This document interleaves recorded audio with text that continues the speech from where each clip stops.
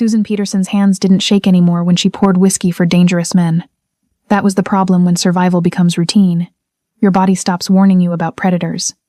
At 9:47 p.m. on a Thursday night, she set down Yongsu-tun's Suntory Hibiki with the precision of someone who'd learned to take up no space. The Korean Mafia boss the man staff called the Undertaker, because conversations died when he entered, had been watching her every Thursday for 6 months. Same corner booth, same calculated shadow, same $100 tip for a $30 drink. But tonight, his eyes weren't on the whiskey. They were fixed on the fresh bruise blooming across her left hand, the one she couldn't hide beneath foundation or long sleeves. That bruise wasn't there last night, he said quietly. And Susan realized with cold certainty that the most dangerous thing in the room wasn't the Mafia boss who'd been studying her. It was the question she'd been too afraid to ask herself. How long has he been watching? Susan's story is just beginning, and trust me, you won't want to miss what happens next. If you're already hooked by her impossible choice between two dangerous men, hit that like button and subscribe to join our community so you never miss a story about courage, survival, and second chances. Let's get back into the story. 28 years old and good at being invisible. That's how Susan had survived the past 3 years. But invisibility only works when no one is looking. And Yongsu had been looking far longer than she knew. The Blue Cardinal sat in Chicago's Fulton Market District. An old warehouse turned upscale whiskey bar. The kind of place where exposed brick absorbed secrets. Where aged leather booths held conversations that never made it past the velvet curtain at the entrance. Where Edison bulbs hanging from iron fixtures cast everyone in shadows that made truth optional and lies easy. Susan had worked here for 14 months. Long enough to learn the rhythm. Long enough to know which customers wanted conversation, and which wanted silence. Which drinks to pour heavy, and which to measure precisely. Which corners of the bar swallowed sound, and which amplified it. She moved through the space, like water finding the path of least resistance. Efficient, unremarkable, forgettable. The way prey learns to navigate a predator's territory. Her shift started at 6 p.m. By 9:30, she'd memorized the night. The lawyer in booth 3 drinking to forget his divorce. The tech executive at the bar drinking to remember his first startup before the buyout killed his passion. The couple in booth 7 drinking expensive regret disguised as anniversary champagne. And then there was Yongsu-tun. He arrived at exactly 9:30 p.m. every Thursday. Not 9:28. Not 9:32. 9:30. A precision that felt less like habit and more like ritual. The first time he'd walked through the Blue Cardinal's entrance 6 months ago, the temperature in the room had dropped. Conversations didn't just pause. They died mid-sentence. The bartender straightened his posture. The owner, Eddie Caruso, materialized from his office wearing a smile that looked painful. Susan had been wiping down booth 4 when Eddie pulled her aside. "See that man?" Eddie's voice was low, urgent. "That's Mr. Tun. Whatever he wants, he gets. Whatever he orders, you bring. You don't keep him waiting. You don't ask questions. You don't gossip about him to the other staff." He leaned closer. "Are we clear?" Susan had nodded. She hadn't needed the warning. She'd recognized the type immediately. The kind of man whose quiet carried more threat than other men's shouting, whose stillness suggested violence held in check, rather than violence absent. The staff called him the Undertaker when he wasn't around. Not because of what he did. Nobody knew for certain. Though Chicago had its whispers. Korean organizations. Pharmaceutical routes through O'Hare. Real estate in Koreatown that cleaned dirty money until it gleamed. But because of what happened when he entered, conversations died. Laughter died. Even the jazz seemed to play quieter, as if the speakers themselves understood hierarchy. He always sat in the corner booth. The one beneath the Edison bulb that cast his face in calculated shadow. Always wore charcoal suits that cost more than Susan's monthly rent. Always ordered Suntory Hibiki, neat, in a crystal tumbler. Always left a $100 bill for a $30 tab, placing it on the table with the kind of care that suggested the money meant nothing and everything. In 6 months, he had never touched her inappropriately. Never raised his voice. Never made her feel unsafe in the ways she'd learned to measure danger. Until tonight. Because tonight, at 9:47 p.m., as Susan set down his whiskey with the practiced invisibility she'd perfected, Yongsu's eyes didn't follow the glass. They followed the bruise on her left hand. The fresh purple mark spreading across her knuckles like spilled wine. Like evidence. Like a question she couldn't answer. His gaze held there. 1 second. 2. 5. The silence between them grew weight. Susan's $43 in tips suddenly felt heavy in her apron pocket. The foundation on her collarbone covering the fading yellow mark from 2 weeks ago felt thin. The long sleeves hiding her ribcage felt transparent. She had covered everything. Everything except this. Yongsu lifted his glass but didn't drink. His eyes remained on her hand. "That bruise wasn't there last night," he said quietly. Susan's breath caught. He'd been watching her. Outside the bar. Beyond her carefully constructed performance. In places, she thought she'd been invisible. The jazz record skipped. Someone laughed at the bar, too loud, too far away. Susan forced her voice to stay level. "I'm clumsy. It happens." Yongsu's expression didn't change, but something shifted in his eyes. Recognition, maybe. Or disappointment. "You're not clumsy, Miss Peterson." He knew her name. Her last name. "You move through this room like a woman who has learned to take up no space. That requires precision, not clumsiness." The observation landed like a diagnosis. Like he'd been studying her, cataloging every careful movement, every practiced invisibility, every survival instinct she'd mistaken for normalcy. Susan's pulse hammered in her throat. "I should check on my other tables." "You should sit down." It wasn't a command. It was something worse. An invitation that felt like inevitability. Susan did not sit. She couldn't. Because sitting meant admitting he'd seen her. And being seen, truly seen by a man like Yongsu Tun, was more dangerous than any bruise Derek had ever given her. Yongsu reached into his jacket. Susan's entire body went rigid. But he only withdrew a business card. He placed it on the table beside his untouched whiskey. "When you're ready to stop lying," he said quietly, "call that number. I don't need—" "I know what he's been doing, Miss Peterson." Yongsu's voice remained calm, but something in it had edges now. "I know where he's been storing his inventory. I know he's been using your name. And I know that when men like Derek Vaughn lose their value, they eliminate their vulnerabilities." The room tilted. Susan's voice came out as a whisper. "You don't understand. I understand that you believe you're protecting yourself by staying quiet." Yongsu finally drank. The whiskey disappeared in a single swallow. "What you don't understand is that your silence is the only thing keeping you alive right now, and that protection has an expiration date." He stood, straightened his cuffs with the kind of care that suggested violence was always just beneath the surface of civility. "When that date comes," he added, "I can offer you a different option, or I can offer you nothing." He paused. "The choice is yours." He left the $100 bill. He left the business card. He left Susan standing in the dim light with her hand throbbing and her mind racing, trying to calculate the distance between the devil she knew and the one offering her a glass of water in hell. In the criminal underworld of Chicago, some men trade in drugs. Some trade in weapons. But Yongsu Tun traded in something far more valuable. Information. And tonight, Susan's bruised hand had just told him a story she never meant to share. A story that would force her to choose between survival and freedom. Between the cage she knew and the one she didn't. Between dying slowly in silence, or risking everything for a chance to breathe. The question wasn't whether Yongsu would help her. The question was whether she was brave enough to let him. Susan walked the 12 blocks to her Wicker Park apartment. She could have taken the bus. But she needed the cold air. Needed to think. Needed to figure out what the hell had just happened at the Blue Cardinal. Every shadow felt like a threat now. Every footstep behind her could be Derek. Could be one of Yongsu's people. Could be someone she hadn't even considered yet. The business card burned in her apron pocket. She hadn't thrown it away. That was the problem. She should have thrown it away immediately. Shredded it. Pretended Yongsu Tan had never looked at her bruised hand and shattered 6 months of carefully maintained invisibility. But she'd kept it. Which meant some part of her was considering his offer. Some part of her was already choosing. Derek Vaughn hadn't always been a monster. That's what made it so much worse. 3 years ago, he'd been her colleague at Morrison Marketing. Charming. Successful. The kind of guy who remembered your coffee order and asked about your weekend plans. When Susan's marriage collapsed under the weight of her daughter Lily's death, Derek had been there. With tissues, with coffee, with a shoulder to cry on. When her divorce settlement ran dry and her marketing career refused to take her back, Derek had been there. With rent money, with job leads, with promises that she wasn't alone.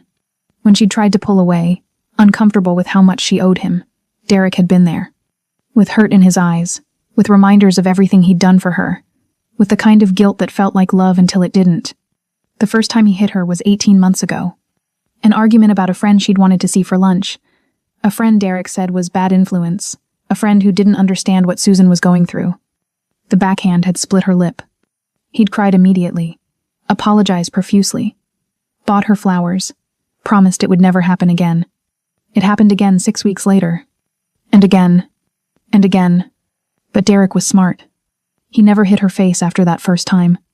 He learned. Everything was where she could hide it. Under clothing, beneath makeup, in places that could be explained away as clumsiness, accidents, her own fault. The violence became calculated. The apologies became threats disguised as remorse. I'm sorry, baby. I just love you so much it makes me crazy. You know I'd never hurt you on purpose. You know you're the only good thing in my life. Please don't leave me. I don't know what I'd do if you left me. Susan had tried to leave twice. The first time, she'd packed a bag while Derek was at work, made it to a women's shelter on the south side. He found her in 36 hours. Stood outside the shelter's door, not threatening, not angry, just waiting. With flowers. With tears. With a story about how he'd been going to therapy, how he'd changed, how he needed her, how he'd die without her. The shelter staff had told her she didn't have to go. But Derek knew where she worked, knew where her mother lived in Springfield, knew every corner of her life because he'd positioned himself there during her grief. She went back. The second time, she'd made it 3 days. A motel in Gary, Indiana. Cash only. No phone. He found her anyway. This time, the tears were gone. You run again, he'd said quietly. And I won't just find you, Susan. I'll make sure you have nowhere to run to. Your mother, your friends, everyone you've ever cared about. Do you understand me? She understood. What Susan didn't know, what she couldn't have known, was that Derek had been using her apartment for more than just control. Her name was on storage unit leases she'd never signed. Her address was on shipping manifests she'd never seen. Her car had been used for transport she'd never authorized. Derek had entangled her so completely in his business that leaving him meant becoming a liability. A witness. A loose end. And Derek didn't leave loose ends. 3 miles away, Yong-Soo sat in his car outside the Blue Cardinal. The engine was off. The night was cold. His tablet screen glowed in the darkness. Surveillance footage. Not from tonight. From 3 weeks ago. A parking lot outside a Korean grocery store in Lincoln Square. Derek Vaughn's hand wrapped around Susan Peterson's arm, tight enough to bruise, hard enough to make her stumble. That's what Yong-Soo kept replaying. The way her entire body had recoiled. The way she'd made herself smaller. The way she'd apologized, mouth-moving in silent words the camera couldn't capture. But Yong-Soo could read anyway. I'm sorry. I didn't mean to. It won't happen again. The same words in every language. The same lie that gets women killed. He stared at the surveillance footage one more time. Susan's flinch. Derek's grip. The moment that changed everything. Yong-Soo had been watching Derek Vaughn for a month as part of a territorial investigation. Susan had been irrelevant. Background noise. The girlfriend. In surveillance photos. Until 3 weeks ago. Until that parking lot. Until Yong-Soo saw what he'd been trained to ignore, that sometimes the most dangerous thing happening in a criminal investigation isn't the crime you're investigating. It's the crime happening right in front of you that nobody thinks to stop. Susan Peterson was about to be caught between 2 dangerous men. The question was which one would destroy her first. And whether Yong-Soo could stop both outcomes before it was too late. Friday, 2:17 a.m. Susan's key turned in the lock of her Wicker Park apartment. The lights were off. Good. Derek wasn't here. She'd been dreading this moment the entire walk home. 12 blocks of imagining him waiting, questioning, demanding to know why she was late, why she smelled like cold air and whiskey, why she looked like someone who'd been running calculations in her head about escape routes and second chances. But the apartment was dark, silent, empty. Susan exhaled. She dropped her purse and apron on the kitchen counter, kicked off her shoes. The business card was still in her apron pocket, still folded, still unread except for the number she'd already memorized without meaning to. Tomorrow. She'd throw it away tomorrow. Tonight, she just wanted a hot shower and 4 hours of sleep before her brain started working again. The water was scalding. Susan stood under the spray and let it burn.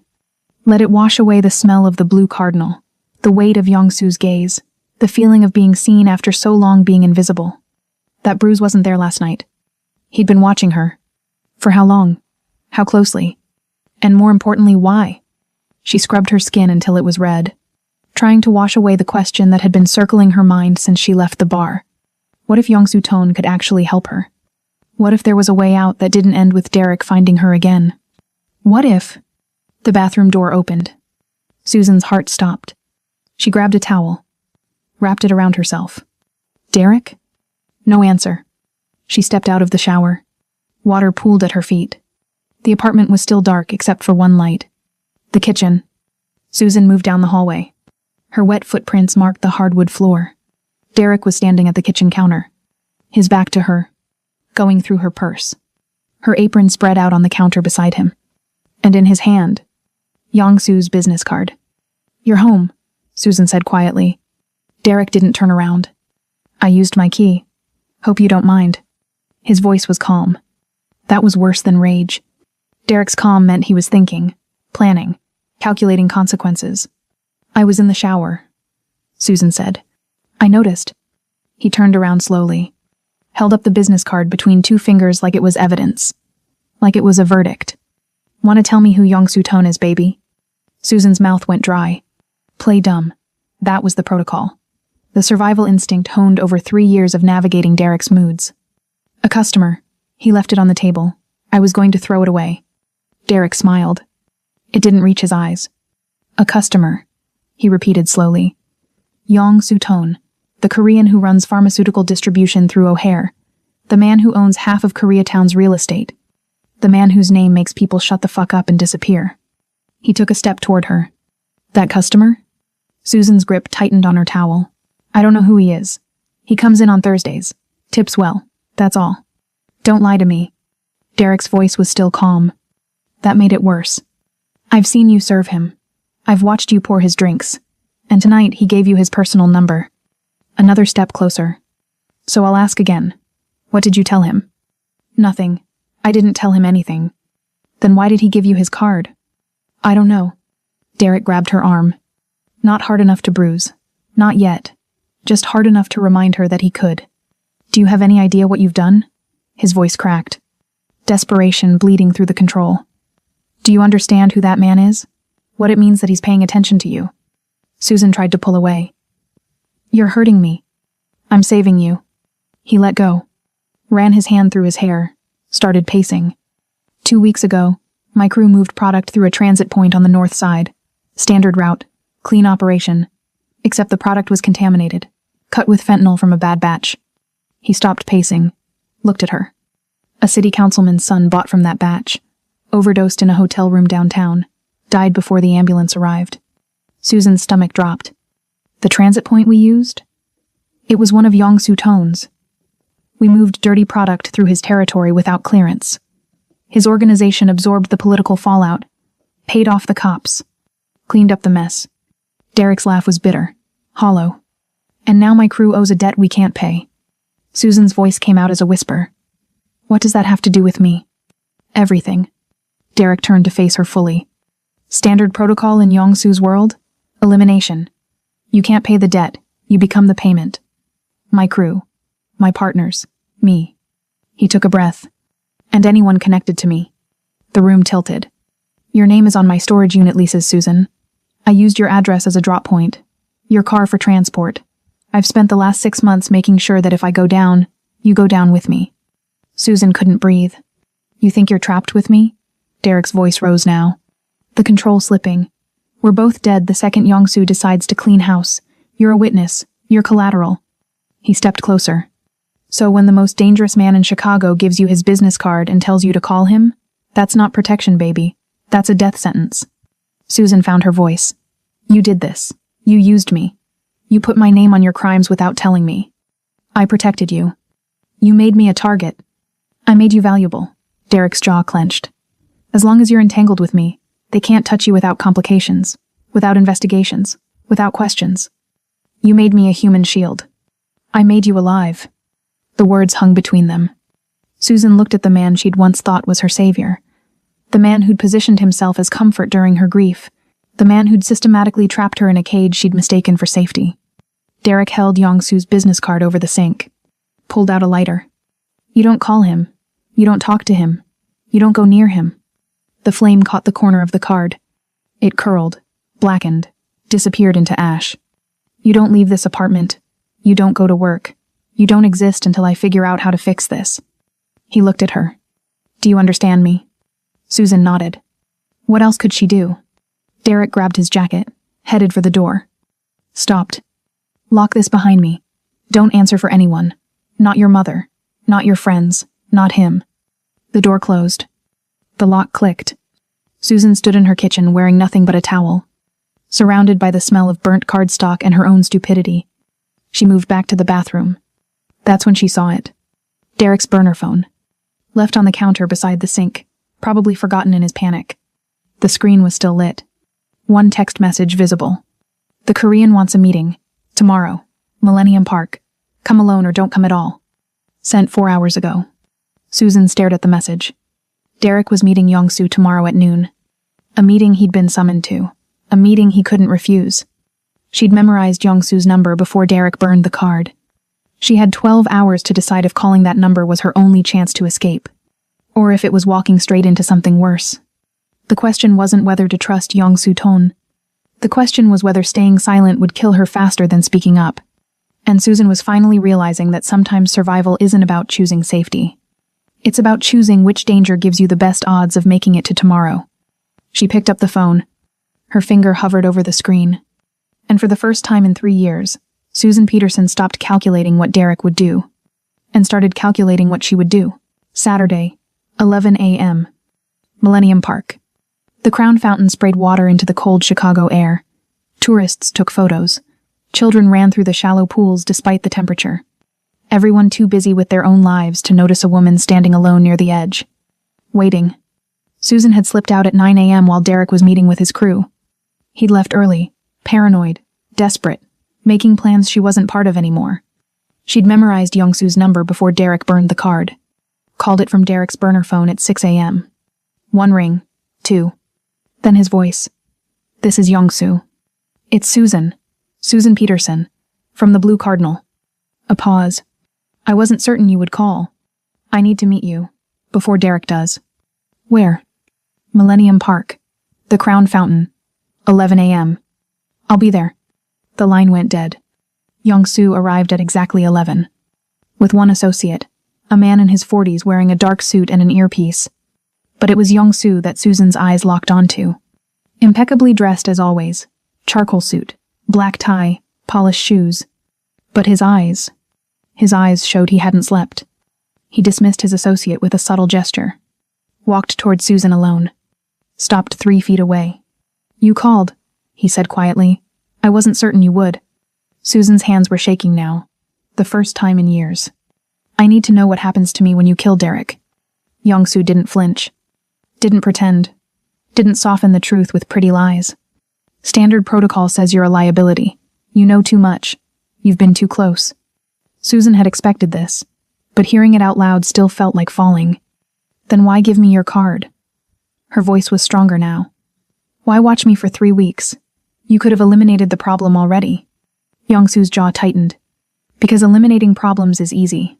Finding solutions is harder. He glanced at the fountain. At the families. At the tourists. You remind me of someone. Someone I failed to save.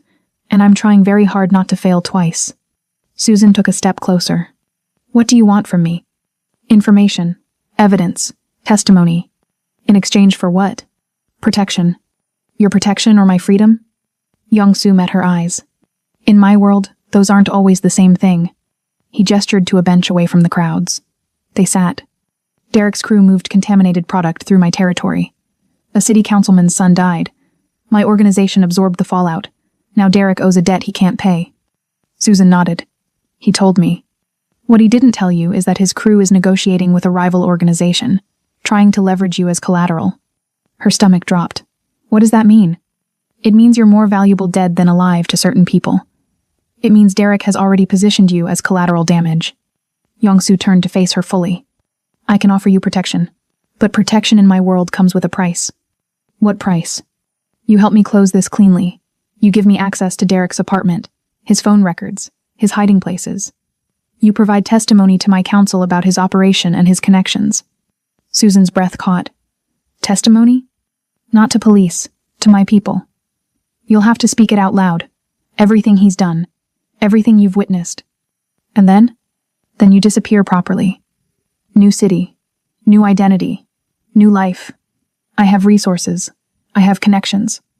I can make you untraceable. Susan stared at the fountain. You're asking me to choose which man controls my life. No. Yongsu's voice was firm. I'm asking you to choose whether you want a life at all. There's a difference. He reached into his jacket, pulled out his phone, showed her a photo. A young woman, beautiful, smiling, standing in front of a cherry blossom tree. Her name was Ji Woo, Yongsu said quietly. My sister. She was 23. Susan looked at the photo. At the woman's smile that didn't reach her eyes. The same smile Susan had perfected. She was in a relationship with a man who hurt her. She promised me she'd leave. Promised she was fine. Promised she just needed time. Yongsu's voice cracked.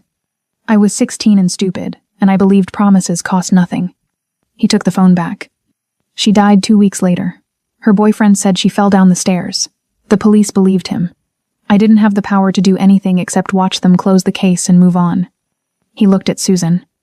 I have power now, and I'm offering you something my sister never had. A choice. A real one. Not between two cages, but between captivity and freedom. Susan felt tears on her face. What if I can't do it? What if I testify and then freeze? What if Derek finds out before? Then we adapt. But doing nothing guarantees one outcome. Doing something gives us options. Susan wiped her eyes. I'll do it. I'll help you. I'll testify. Just please, get me out of this. Yongsu stood. Extended his hand. Then we start now. Susan took his hand. And for the first time in 3 years, she felt like she'd made a choice instead of accepting a sentence. They were walking toward the park exit when Yongsu's phone rang. His expression changed instantly. Cold, lethal, controlled rage. When? He said into the phone. A pause. How bad? Another pause. He ended the call. Looked at Susan. We need to move. Now. What happened? They broke into your apartment. Derek's crew. They broke in 30 minutes ago. Susan's heart stopped. Why? What were they looking for? You. What Susan didn't know was that Derek had followed her to Millennium Park. What Yongsu didn't know was that Derek's crew had already made a deal with a rival organization. One that required Susan dead, and Yongsu blamed for it. And what neither of them knew was that they had exactly 4 hours before everything burned down. Yongsu's car tore through Chicago streets. Black sedan, tinted windows. The kind of vehicle that didn't get pulled over because cops knew better. Susan gripped the door handle. Her voice was shaking. What's happening? Yongsu's hands were steady on the wheel, but his jaw was clenched. My people were watching your building. They interrupted the break-in. Derek's crew fled, but the message was sent. What message? Yongsu's eyes met hers in the rearview mirror. That Derek knows you came to me, and he's declaring war. They pulled up to her Wicker Park apartment building 15 minutes later. 2 of Yongsu's associates stood outside, one by the entrance, one by a black SUV. They nodded as Yongsu approached. Susan's legs felt weak climbing the stairs. Her apartment door was broken. Not kicked in, not smashed. Professionally opened. The lock picked, the hinges still intact. The message was clear. They could have destroyed everything. They chose restraint. For now, inside was worse. Her belongings were scattered, drawers open, cushions overturned, closet emptied onto the floor. But nothing was missing. Nothing was broken. Just disturbed, violated, searched. Susan stood in the middle of her living room and felt the walls closing in. She collapsed onto her destroyed couch. And the dam broke. 3 years of holding it together. Of surviving. Of pretending she was fine. Gone. She sobbed into her hands. Yongsu dismissed his associates with a gesture, closed what was left of the door. Sat beside her. Didn't touch her. Didn't speak. Just sat. After several minutes, Susan found her voice. I had a daughter. Yongsu waited. Her name was Lily. She died 4 years ago in a car accident. I was driving. The words came faster now, like a wound finally opened. We were on our way to her school. I was distracted, tired. The brakes failed on a hill. We hit a guardrail. She died in the ambulance. I walked away with a concussion and a broken wrist. Susan wiped her eyes. My husband blamed me. Our marriage didn't survive it. The divorce was finalized 18 months after Lily's funeral. She looked at Young-soo. Derek was a colleague from my old marketing job. He reached out after the funeral, said he understood loss, said his father had died in an accident too, said he knew what it was like to carry guilt. Her voice cracked. He was kind at first, supportive. He made me feel like maybe I could survive this, and then slowly he made me feel like I deserved the pain. Like staying with him was penance for killing my daughter. Susan's hands trembled. And I believed him. Because part of me wanted to be punished. Part of me thought I deserved every bruise, every insult, every moment of terror. She looked at her destroyed apartment. He made me feel like pain was the only honest thing left in my life. Young-soo was silent for a long moment. Then he spoke. Guilt is a cage we build ourselves. But staying in that cage doesn't bring back what we've lost. It just ensures we lose ourselves too. He turned to face her. 17 years ago, my sister Jiwoo called me from Seoul. She was crying, scared. She told me her boyfriend had hit her. She promised she'd leave him. Promised she was fine. Promised she just needed time. His voice was steady, but his eyes weren't. I was 16. I had no power, no resources, no way to protect her. So I believed her promises because believing was easier than admitting I was helpless. He paused. She died 2 weeks later. Her boyfriend said she fell down the stairs. The police believed him, and I spent 17 years building power so I'd never be helpless again. Young-soo met Susan's eyes. I can't bring Jiwoo back, but I have power now, and I'm offering you a choice my sister never had. Susan wiped her face. You said I have to testify, to your people, about Derek. Yes. What happens when I testify? What will you do to him? Young-soo didn't look away.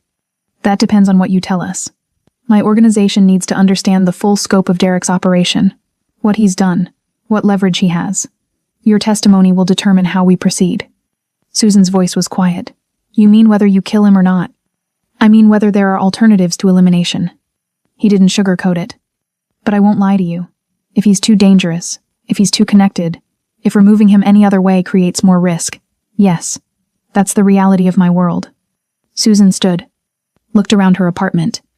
I can't stay here. No, you can't. Young-soo stood too. I have a safe house in Gold Coast. Separate bedrooms, full security. Tomorrow night, you'll testify to my counsel. Until then, you rest. Susan's voice shook. And if I can't do it? If I testify and then can't follow through? Young-soo's expression softened. Then we find another way. I'm not Derek, Susan. I don't force people into corners and call it protection. Susan moved to her bedroom to pack. That's when she saw it. On her nightstand, a Polaroid photo of her and Derek from 2 years ago. Smiling, happy, before everything got worse. She picked it up, turned it over. On the back, in Derek's handwriting, you were mine then. You're mine now. He can't change that. Susan's hands stopped shaking. The fear transformed into something else. Rage. She walked back to the living room, showed Young-soo the photo. I'll testify, she said. Not because I want him dead, but because I want him powerless. And in your world, that requires the truth. Young-soo nodded. Then let's go. In the car to the safe house, Young-soo spoke quietly. The testimony tomorrow night won't be easy. These are men who've built their lives on reading people, on detecting lies. They'll ask questions you don't want to answer. They'll push you in ways that feel invasive. He glanced at her. Can you handle that? Susan stared out the window at Chicago passing by.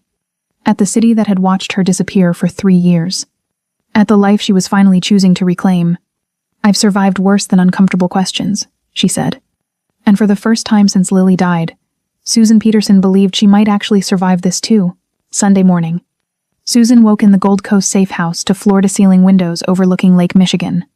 The sun was rising. The water was gray and endless. The city stretched out behind her like a promise she was finally ready to keep. For the first time in 3 years, she'd slept through the night. No waking at 3 a.m. in panic, no checking the locks, no listening for Derek's key in the door. Just sleep. Real sleep. But today was the day she had to testify. Young-soo was in the kitchen making coffee when she emerged. He looked up. How are you feeling? Susan pulled the robe tighter around herself. Terrified, but ready. He poured her a cup. Black. No sugar. Somehow he already knew. There will be 5 men in the room besides me, he said. They are the council that oversees our Chicago operations. They need to hear directly from you about Derek, what he's done, what he knows, what threats he poses. Susan took the coffee. Why do they need to hear it from me? Why not just tell them yourself? Yong-soo leaned against the counter. Because we don't make decisions about people's lives based on secondhand information. They need to look you in the eye. They need to hear the truth in your voice. It's the only way they'll approve anything other than the standard solution. Susan understood. Her testimony was literally Derek's only chance at surviving this, even though that felt impossibly twisted. What do I need to tell them? She asked. Everything. They spent the day preparing. Yong-soo taught her basic self-defense in the living room. I'm not making you a fighter, he said, adjusting her stance. I'm teaching you that your body is yours, that you can say no with more than words. Their hands touched during training. Neither pulled away immediately. The moment hung between them, charged, complicated. Then Susan stepped back. At lunch, Susan cooked. Yong-soo's kitchen was fully stocked but clearly unused. Everything still in its original packaging. When did you last have a home-cooked meal? She asked, stirring pasta. Yong-soo thought about it. I don't remember. The domesticity made the evening's testimony feel more surreal. Like they were two normal people, having a normal Sunday, before everything burned down around them. Sunday, 8 p.m. A private room in a Korean restaurant in Koreatown. Closed to the public. Susan entered with Yong-soo. 5 men sat at a long table, all impeccably dressed, all watching her with expressions that revealed nothing. Her hands were shaking again. Yong-soo's hand touched the small of her back, briefly, a reminder that she wasn't alone. This is Susan Peterson, he said. She's been entangled with Derek Vaughn for 3 years. She's here voluntarily to provide testimony about his operations and his character. The eldest man gestured to a chair. Sit, please, Miss Peterson. We appreciate your courage in coming here. His name was Mr. Choi. His voice was kind, but his eyes were not. They started gentle. How did you meet Derek Vaughn? Susan told the story. Her daughter's death, her divorce, Derek appearing during her grief like salvation. When did the relationship change from supportive to controlling? Susan described the gradual escalation, the phone checks, the questioning, the isolation from friends. When did it become violent? This was harder. Susan's voice shook. About 18 months ago, after I tried to end things the first time. Mr. Choi leaned forward. We understand Derek used your apartment, your vehicle, your name for his business operations. Were you aware of what he was doing? Susan's moment of truth. I knew something was wrong. I knew he was hiding things. But I didn't ask because I was afraid of what he'd do if I showed curiosity. She met Mr. Choi's eyes. So I made myself ignorant. I made myself useful by being blind.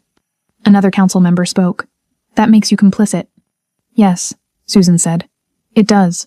And if you need to hold me accountable for that, I understand. She took a breath.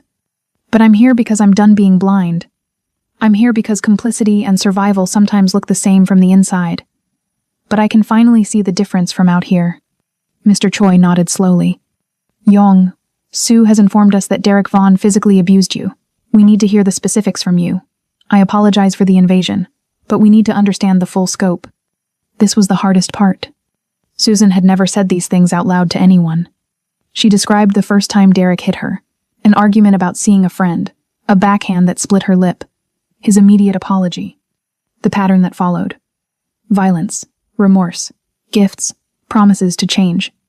The escalation, from slaps to punches, from visible places to hidden ones.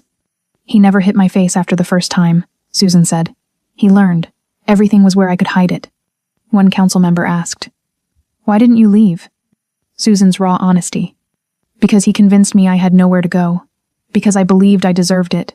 Because he threatened to kill himself if I left, and I couldn't carry another death. Her voice cracked. Because leaving was more terrifying than staying. Because I was exhausted and broken and I forgot I used to be someone who didn't accept this. Yong-soo, who'd been silent, finally spoke.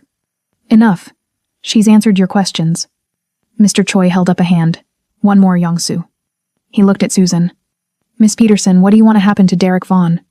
Susan was silent for a long moment. I want him to be powerless.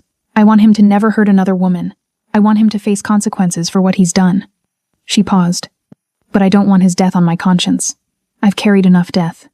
She looked at Yong-soo. You asked me in Millennium Park if I wanted to choose whether I have a life at all. I'm choosing life. Mine and his. just not his life anywhere near mine. The men excused Susan. She waited in the restaurant's main room with Yong-Soo's associate. 20 minutes felt like 20 hours. Then Yong-Soo emerged. He took her outside, away from ears. They've approved a non-lethal resolution.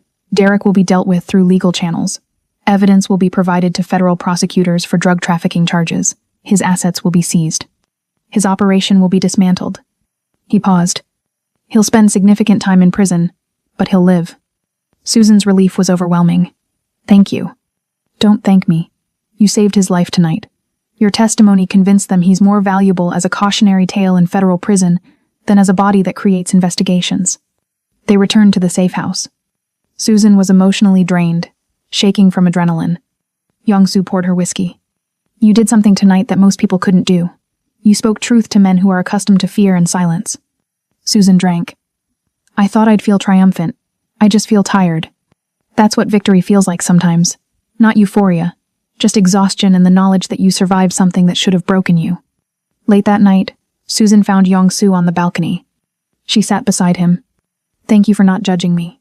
For all of it. Yong-Soo, I'm the last person qualified to judge anyone, Susan. I've built my life on moral compromises. You survived using the only tools available to you. There's no shame in that. The moment hung between them. Charged. Complicated. The beginning of something neither expected. Monday morning, FBI agents raided Derek's locations. He was arrested on federal drug trafficking charges. Yong-Soo received confirmation. It's done. He's in custody. He won't make bail. Susan watched the news coverage and realized she was still standing. For the first time in 3 years, the future looked like possibility instead of survival. On Wednesday evening, Susan's phone rang. Unknown number. She almost didn't answer. But something made her pick up. Derek's voice, calling from jail. This isn't over, Susan. You think your Korean boyfriend can protect you forever? I know things. I have leverage. And when I get out, and I will get out, we'll finish this conversation. The line went dead. Susan stared at the phone in her hand. Yong-Soo looked up from his laptop. What did he say? He says he has leverage, that it's not over. Yong-Soo's expression darkened. Men like Derek always keep insurance, something he thinks will buy him freedom or revenge. That night, Susan couldn't sleep. Derek's words haunted her. I know things. I have leverage. Thursday morning, 6 a.m. Susan's phone rang again. Unknown number. Miss Peterson? This is Michael Brennan. I'm Derek Vaughn's attorney. Susan's blood ran cold. How did you get this number? My client has authorized me to deliver a message. He has documents that concern you. Specifically, documents about your daughter Lily's accident. Susan stopped breathing. What are you talking about? Mr. Vaughn has evidence suggesting that the accident that killed your daughter was not your fault. He's willing to provide this evidence in exchange for your testimony on his behalf. Character witness. Stating that he never forced you into anything. That you participated willingly in his business activities. Susan's voice came out as a whisper. You're lying. He's desperate and lying. Safe deposit box. First National Bank downtown. Box 7432. Mr. Vaughn had documents copied before his arrest. The key is in my possession. We can arrange viewing today. The lawyer paused. But the offer expires at 5 p.m. After that, the documents disappear. And you'll never know the truth about what really killed your daughter. The line went dead. Susan found Yong-Soo in the kitchen. Told him everything. Yong-Soo's jaw clenched. It could be a bluff. Derek trying to manipulate you one last time. But what if it's not? Susan's voice cracked. What if there's evidence that proves I didn't kill Lily? What if I've spent 4 years destroying myself over something that wasn't my fault? Yong-Soo pulled out his phone. Then we get the documents. But we don't negotiate with him. We take them. His lawyer has the key. We can't just... The box is registered in your name. Derek had a key, but legally you have access rights. My lawyer can arrange it. He made the call. 10 a.m. First National Bank. Yong-Soo's attorney had secured legal access. Susan, Yong-Soo, and the attorney stood in the private vault room. The safe deposit box was opened. Inside, a USB drive, printed emails, a notarized document, and a handwritten note from Derek. Susan's hands shook as she read it. Insurance is only valuable if no one knows you have it. I kept you guilty because guilt kept you manageable. Sorry, baby, but control requires leverage. D. The USB drive contained email correspondence. between Susan's ex-husband Mark and his brother Tom, dated 5 days before Lily's accident. Susan read the first email, then the second, then the third. Her legs gave out. Young-soo caught her, guided her to a chair. The brake line on her Camry is already showing wear. Wouldn't take much to make it fail completely. She drives that same route every morning to drop Lily at school. Steep hill, sharp turns. It would look like an accident. Mechanical failure. I'd be free of her, free of alimony, and I'd have $750,000 to start over. Mark had tried to murder her, and killed their daughter instead. Susan couldn't breathe. 4 years of guilt. 4 years of believing she'd killed Lily. 4 years of accepting Derek's abuse as penance for a crime she never committed. All of it. A lie. Young-soo held her while she sobbed. I didn't kill her, Susan whispered. I didn't kill my baby girl. No, you didn't. Your ex-husband did. And Derek weaponized your grief for 2 years. Susan's grief transformed into rage. Where is Mark? My ex-husband, where is he? Young-soo pulled out his phone. Made a call. Listened. Phoenix, Arizona. He moved there 18 months ago. Remarried 6 months ago. Susan's voice was ice. He killed our daughter and he's just living his life? Happy? Remarried? Not for long. These emails are evidence of premeditated murder. Federal crime because he crossed state lines. He'll be arrested within 24 hours. Susan stood. And Derek? What does he get for keeping this from me? Young-soo's expression was careful. What do you want him to get? Susan's voice was steady now. I want to see him. One last time. I want him to look me in the eye and explain why he let me believe I murdered my own child. That's not advisable. You're emotional. He's desperate. I need this. I need to ask him why. I need him to say it out loud. Young-soo studied her face, then nodded. Thursday afternoon. I'll arrange it, but I'm coming with you. Thursday, 2 p.m. Cook County Jail. Susan and Young-soo sat in the visitor's room. Derek was brought in wearing an orange jumpsuit, looking haggard. He sat across from Susan, separated by plexiglass, speaking through phones. Derek actually smiled. You came. I knew you would. You got the documents, didn't you? So we have a deal? Susan's voice was ice. Tell me why. You had proof that I didn't kill Lily. You could have given it to me the first week we met. You could have freed me from that guilt. Why didn't you? Derek's smile faded. Because guilty people are easier to control. You spent 4 years punishing yourself for Lily's death. That guilt made you pliable, made you think you deserved the pain, made you stay when you should have run. Susan's hands curled into fists. You used my dead daughter as a leash. I used the truth strategically. That's not a crime, baby. That's survival. The casual cruelty in his voice. The complete lack of remorse. It broke something in Susan. She leaned forward. You're right about one thing. Guilty people are easier to control, and you're about to discover how that works. Derek's smile wavered. What are you talking about? We had a deal. We had no deal. I have the documents. I've given them to the FBI. Your lawyer will be disbarred for attempting to extort testimony. And Mark, my ex-husband, will be arrested for Lily's murder within the hour. Derek's face drained of color. You can't do this. I gave you the truth about Lily. You didn't give me anything. You held it hostage for 2 years. You weaponized my daughter's death. You let me drown in guilt because it made me easier to manipulate. Susan stood. I came here for one reason. To tell you that you're going to spend the next 30 years in prison knowing that you lost. That the woman you tried to destroy is the reason you're locked in here. That your insurance policy became your conviction. She paused. And that I'm going to live a beautiful life while you rot. Derek slammed his hand on the plexiglass. You need me. You'll realize that. You'll come back. Susan hung up the phone while he was still shouting. She walked out without looking back. Young-soo followed silently, letting her have this moment. Outside the jail, Susan stood in the cold Chicago air, breathing like she'd just surfaced from underwater. Young-soo waited beside her. How do you feel? He asked quietly. Empty, but empty in a good way, like I finally set down something I've been carrying for 4 years.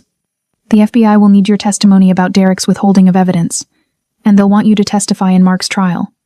I know, and I'll do it. Susan looked at him. But first I need to do something else. Thursday, 9:30 p.m., the Blue Cardinal. Susan had asked Young-soo to bring her here. The place where everything started. The bar was quiet. Only a few customers. Jazz playing low. They sat in Young-soo's usual booth. Susan looked around. 2 weeks ago I was standing here pouring your whiskey, hiding bruises, convinced I was invisible. Yong-soo poured 2 glasses of Suntory Hibiki. And how does the truth feel? Susan took her glass. Heavy, but not as heavy as the lie. I didn't kill my daughter. I've spent 4 years believing I was a murderer, and I wasn't. Mark killed her trying to kill me. She paused. She was 5 years old.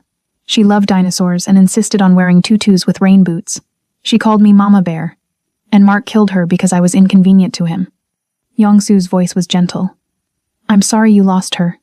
And I'm sorry it took 4 years to learn the truth. Derek could have told me. Any time in the last 2 years he could have freed me from that guilt. Instead he used it. He built a cage out of my daughter's memory. Susan set down her glass. What happens now? To me? To us? Yong-soo met her eyes. That depends entirely on what you want. I don't know what I want yet. 2 weeks ago I was barely surviving. Now I have freedom I don't know what to do with. I have truth that changes everything about the last 4 years. I have rage and grief and relief all tangled together. Yong-soo leaned back. Then take time. Figure out who you are without Derek, without guilt, without survival mode.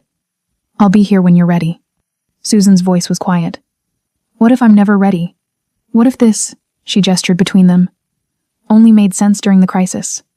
Then we'll know that too, and we'll be adults about it. Susan took a breath. I need time. Away from Chicago. Away from all of this. My mother asked me to come to Springfield for a while. I think I need to reconnect with her. To grieve Lily properly. To figure out who I am now that I know the truth. How long? I don't know. A month? 2? Maybe more? Yong-soo's expression didn't change. Take whatever time you need. I'm not going anywhere. And if I come back different? If I come back and realize this doesn't make sense anymore? Then I'll respect that. But Susan, whatever you decide it for you. Not for me. Not for anyone. For the first time in years, you get to be selfish. Be selfish. Susan stood to leave. Then paused. She crossed to Yong-soo's side of the booth. Cupped his face in her hands. Thank you. For seeing me. For believing me. For giving me the power to fight back. She kissed him. Tender. Grateful. Complicated. Yong-soo's hand came up to rest against her wrist. Come back if you choose to.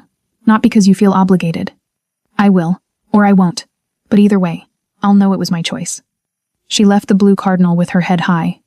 Yong-soo watched her go. And for the first time since his sister died, he believed that giving someone space to choose might be the most powerful form of love. The next morning, FBI agents arrested Mark Peterson in Phoenix. Charges: first-degree murder and attempted murder. The news broke nationwide. Man arrested for daughter's death, 4 years after accident. Susan watched the coverage from her mother's house in Springfield. Her mother's arm around her shoulders. I blamed you, her mother whispered. For years I blamed you for Lily's death. I couldn't even look at you. Susan's voice cracked. I blamed me too, Mom. We were both wrong.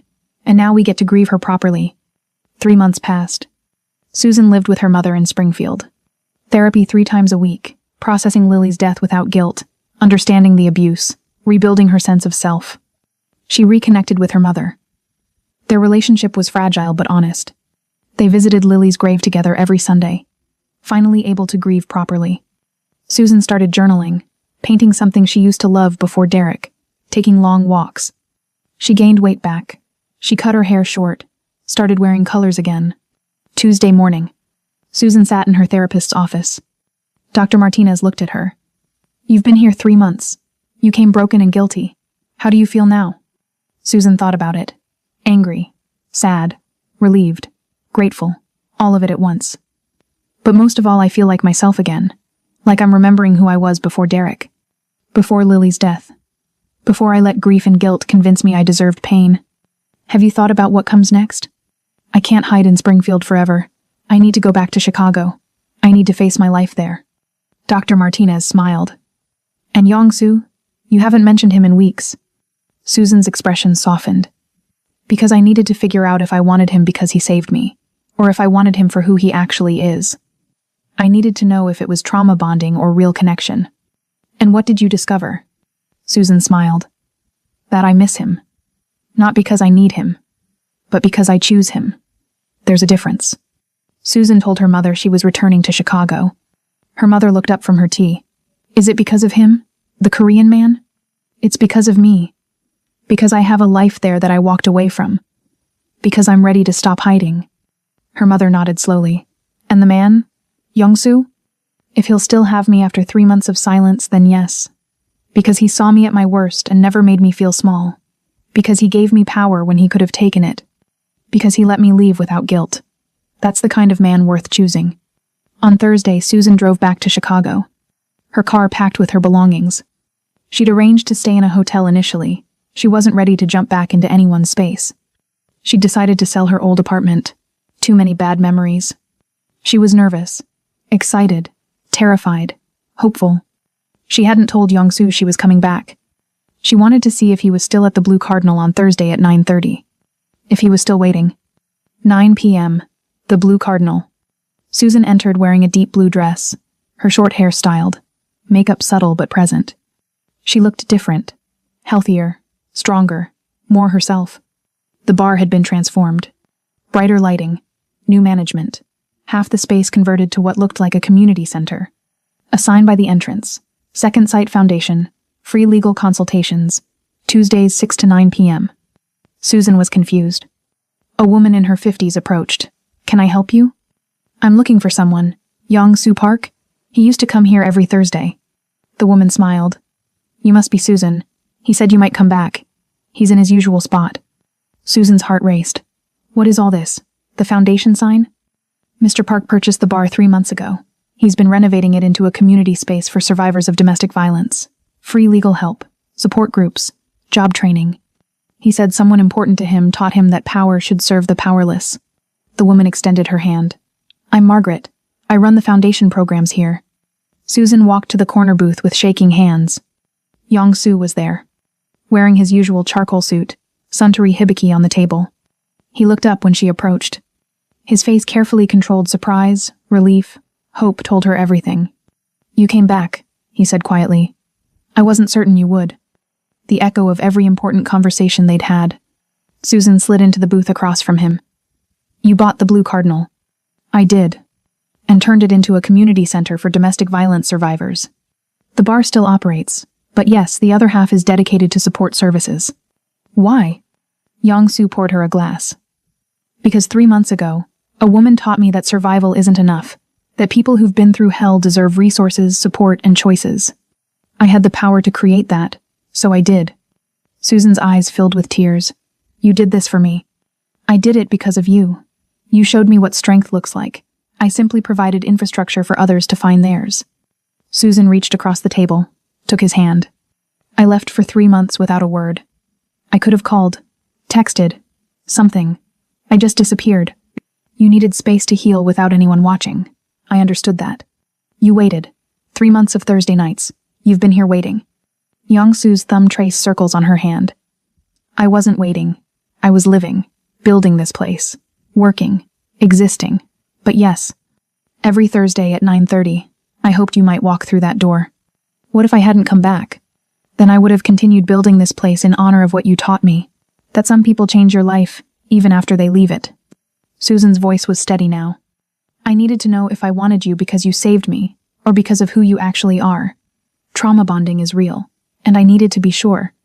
And are you? Sure? I spent 3 months in therapy, rebuilding my relationship with my mother, figuring out who I am without Derek's voice in my head telling me I'm worthless. I painted again.